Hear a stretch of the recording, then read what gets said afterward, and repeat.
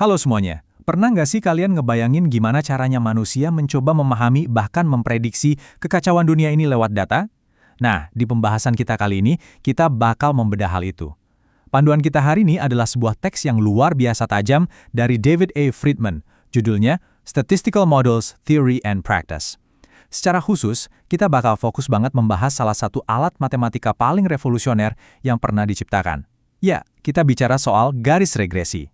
Oke, mari kita mulai melihat dunia nyata lewat lensa data.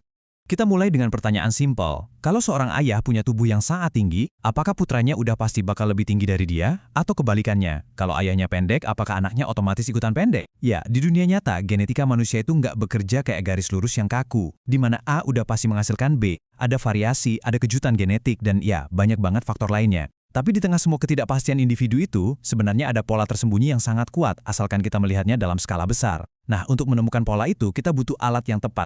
Untuk nemuin pola itu, ini rute perjalanan kita hari ini.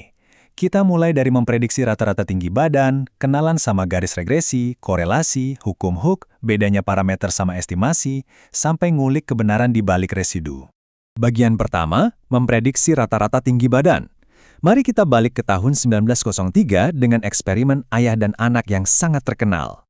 Jadi gini, pada tahun 1903, peneliti bernama Pearson dan Lee mengumpulkan data tinggi badan dari 1.000 lebih keluarga.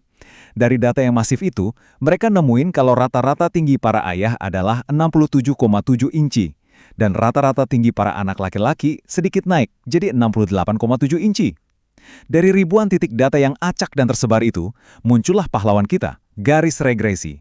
Tapi tunggu dulu, ini poin krusialnya. Garis regresi itu bukan bola kristal ajaib, oke? Alat ini sama sekali nggak memprediksi masa depan spesifik dari satu individu. Misal nih, ada ayah tingginya tepat 72 inci. Garis regresi nggak akan bilang, oh anak Anda pasti tingginya persis 73 inci. Nggak gitu kerjanya. Alat ini memperkirakan nilai rata-rata. Jadi garis regresi cuma menjawab, dari semua ayah yang tingginya 72 inci, berapakah rata-rata tinggi anak-anak mereka? Ini tuh pergeseran pola pikir yang penting banget. Kita beralih dari memprediksi nasib satu individu menjadi memprediksi rata-rata sebuah kelompok. Masuk ke bagian 2, yuk kita lihat wujud aslinya lewat visualisasi data. Coba perhatikan elips kuning ini. Ini mewakili sebaran data tinggi badan Pearson dan Lee tadi. Di tengah-tengahnya ada awan titik-titik data dari keluarga tersebut. Dan lihat deh, ada dua garis yang membelahnya. Garis yang putus-putus itu namanya garis standar deviasi. Pada dasarnya ini nunjukin sebaran natural datanya aja, tanpa prediksi apa-apa. Nah, garis lurus yang solid itu dia garis regresi kita. Garis ini memotong lurus tepat di bagian tengah dari setiap kolom vertikal data. Kalau kalian perhatikan baik-baik, garis regresi yang solid ini secara kasat mata lebih landai, alias lebih datar, daripada garis yang putus-putus. Fenomena visual inilah yang di dunia statistik sering banget kita sebut sebagai efek regresi. Bagian ketiga, seberapa erat sih hubungan data-data ini? Mari kita ngomongin korelasi.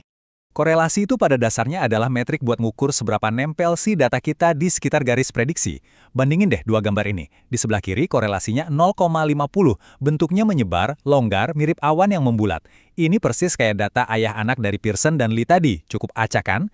Tapi coba lihat grafik di sebelah kanan. Begitu korelasinya dinaikin jadi 0,90, wah titik-titiknya langsung merapat. Mereka memanjang dan nempel banget sama garis imajiner di tengahnya.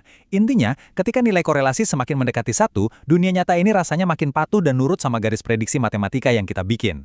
Sekarang, di bagian keempat, mari kita geser sedikit dari genetika manusia ke dunia fisika murni. Hukum Hooke.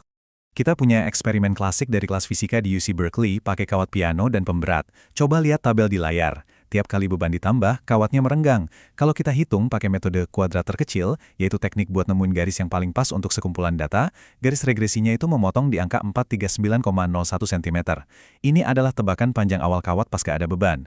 Terus, kemiringan atau slope dari garis ini ada di angka 0,05. Artinya apa? Ini ngasih kita dua hal. Pertama, secara kualitatif, nambah berat jelas bikin pegas makin panjang.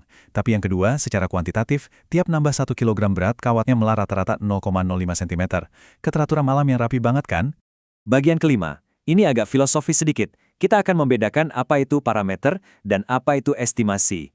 Kelihatannya rumit, tapi gini cara gampangnya. Bandingin dua persamaan ini. Yang kiri itu model teoretis. Ini adalah kebenaran alam semesta. Huruf A dan B di situ adalah parameter sejati dari Pegas yang jujur aja nilainya nggak akan pernah kita ketahui secara sempurna. Terus ada simbol epsilon itu, nah itu mewakili gangguan acak dari alam yang benar-benar nggak bisa kita amati. Sekarang lihat yang kanan. Ini model estimasi. Ini adalah hasil keringat manusia di dalam lab. Kita pakai simbol topi atau hat di atas huruf A dan B itu cuma buat nandain kalau ini tuh hasil perkiraan kita. Hasil observasi dari data yang terbatas. Kita pasti berharap perhitungan kita ini akurat banget mendekati kebenaran alam. Tapi faktanya, kedua sisi ini nggak akan pernah sama persis.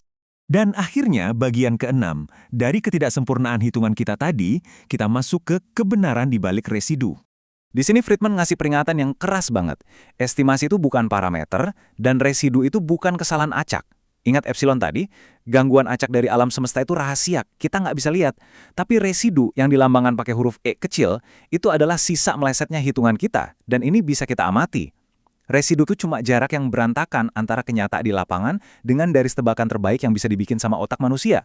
Jadi, nyebut residu sebagai gangguan murni dari alam itu salah kaprah. Residu sebenarnya adalah cerminan dari betapa terbatasnya kalkulasi kita dalam merekam betapa kompleksnya dunia nyata. Yang pada akhirnya meninggalkan kita dengan sebuah pertanyaan yang sangat menarik. Kalau kita lagi ngelihat model statistik yang kelihatan meyakinkan banget, entah itu buat memprediksi ekonomi, tren genetik, atau fisika murni, apakah kita benar-benar sedang menatap kebenaran mutlak dari alam semesta?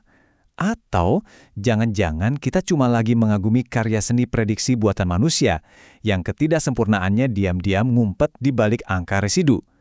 Membedakan antara realitas alam dan estimasi manusia adalah langkah pertama buat jadi benar-benar melek data. Bikin mikir kan?